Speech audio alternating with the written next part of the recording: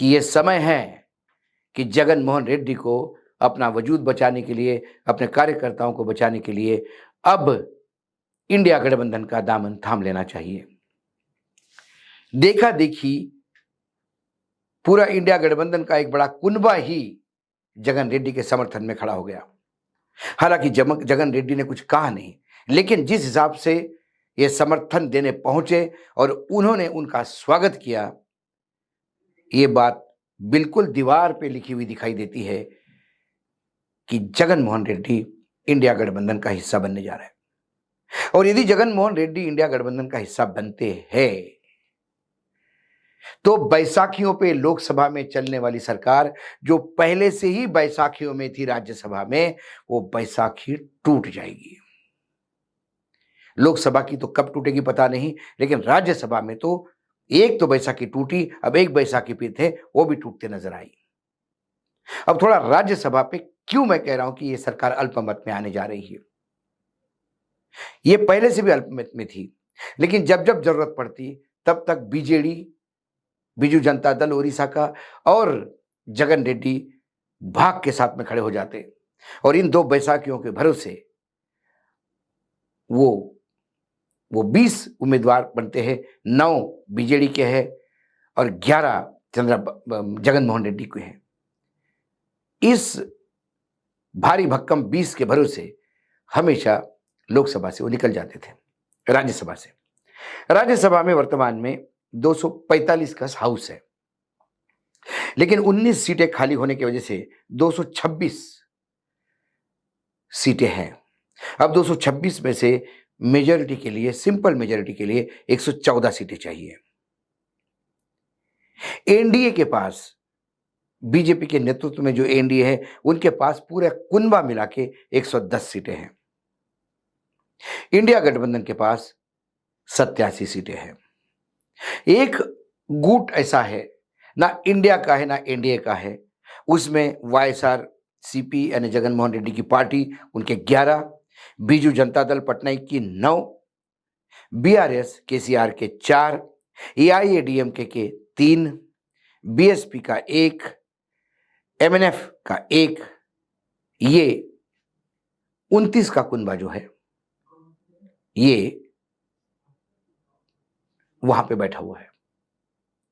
अब होता क्या था कि जब जब राज्यसभा में मोदी जी को जरूरत पड़ती, वो आवाज लगाते और इस अदर्स में से 20 सीटें, 29 में से 20 सीटें यानी जगन मोहन रेड्डी की 11 और बीजेडी की 9, ये तुरंत 110 में मिल जाती और 130 के भरोसे एब्सोल्यूट मेजॉरिटी में बिल पास होते। लेकिन लोकसभा चुनाव के साथ 2 राज्यों में विधानसभा के चुनाव हुए, आंध्र प्रदेश और ओडिशा। ओडिशा में बीजेडी की दोस्ती करते करते बीजेडी का गला काट दिया। इससे नवीन बाबू बहुत आहत है। लोकसभा में एक सीट नहीं है और सरकार राज्य में सरकार भी चली गई विधानसभा में। ऐसे में उन्होंने सबसे पहला काम किया, अपने 9 विधायकों को बोला, किसी भी हालत में एनडीए गठबंधन का साथ नहीं देंगे, हर एनडीए गठबंधन के बाद का हम विरोध करेंगे। तो एक बैसाखी टूट गई। अब दूसरी बैठी हुई है वाईएसआरसीपी यानी जगन मोहन रेड्डी। जगन मोहन रेड्डी की जो हालत है आंध्र प्रदेश में चंद्रबाबू ने की है, उससे निजात पाने के लिए उन्हें इंडिया गठबंधन के सिवा और कोई जगह नहीं, क्योंकि बीजेपी किसी भी हालत में चंद्रबाबू नायडू से पंगा लेगी नहीं। और चंद्रबाबू नायडू वो है कि ना ईडी का डर है, ना सीबीआई का डर है। उन्हें पता है कि चंद्रबाबू का डर बीजेपी को है कि कहीं ये नीतीश के साथ मिलकर अलग हो गए तो केंद्र में सरकार गिर जाएगी। इसलिए ना वो कह पाएंगे चंद्रबाबू को कि आप जगन मोहन रेड्डी को कम तकलीफ दे, ना जगन मोहन रेड्डी को समझा पा रहे हैं कि हम चंद्रबाबू को समझा रहे हैं। ऐसे में यदि ये 20 का कुनबा उस 29 में से अलग होता है तो बाकी बचे हुए जो 9 हैं, एआईएडीएमके के 3, बीएसआर के 4, बीएसपी का एक और एनएमएफ का एक, इनमें से 7 का जो गुट है बीआरएस और एआईएडीएमके, ये कहीं हिलता नजर नहीं आता, क्योंकि एआईएडीएमके ने बीजेपी के साथ थोड़ी दोस्ती क्या की तो वहां मार खानी पड़ी। वो बीजेपी से दूर रहेंगे। इसीलिए आज एआईएडीएमके बाकायदा अपनी थंबी दुराई को भेजा उन्होंने कि जाके जगन मोहन रेड्डी का साथ खड़े हो जाइए। और बीआरएस केसीआर की पार्टी है, जिसकी बेटी जेल में बीजेपी ने डाली हो, वो कैसा साथ देगा?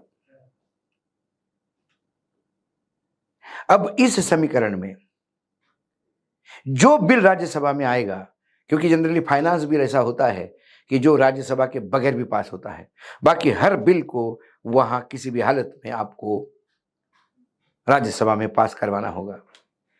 एक समय ऐसा था कि बीजेपी का अपने इन दोस्तों पे इतना भयानक कॉन्फिडेंस था कि 370 वाला बिल पहले राज्यसभा में इंट्रोड्यूस किया गया, क्योंकि उनको मालूम था 130 का कुनबा हमारा साथ है, जो 245 पूरा भी सदन लगे तो भी हम मेजॉरिटी में आते हैं। लेकिन अब एक बैसाखी बीजेडी पहले टूट गई 9 सांसदों वाली, और 11 वाली जो पार्टी है जिसका नाम वाईएसआरसीपी है, और पूरा नाम यदि कहो, लोग कहते हैं कि वाईएसआर मतलब उनके पिताजी के नाम पे होगा वाईएसआर कांग्रेस, ना, यूथ जन श्रमिक रायथू, युवा और श्रमिक आम आदमी की ये कांग्रेस पार्टी है, इसके मायने ये हैं। तो वाईएसआरसीपी यदि डगमगा रही है और वाईएसआरसीपी को यदि ठीक से सॉल्यूशन नहीं मिला, तो बीजेपी को हर बिल पास करना राज्यसभा में टेढ़ी खीर होगी। देखते हैं समय क्या बोलता है। लेकिन आज जब मैं एक सिरे से इस सिंपल सी घटना को देख रहा था तो पता पड़ा ये तो सरकार डगमगाने वाली घटना है, ये यूं ही कोई किसी को मिलने नहीं गया। आज एक सिर में इतना ही, कल फिर आता हूं किसी विषय के साथ। तब तक के लिए नमस्कार, देखते रहिएगा न्यूज लॉन्चर।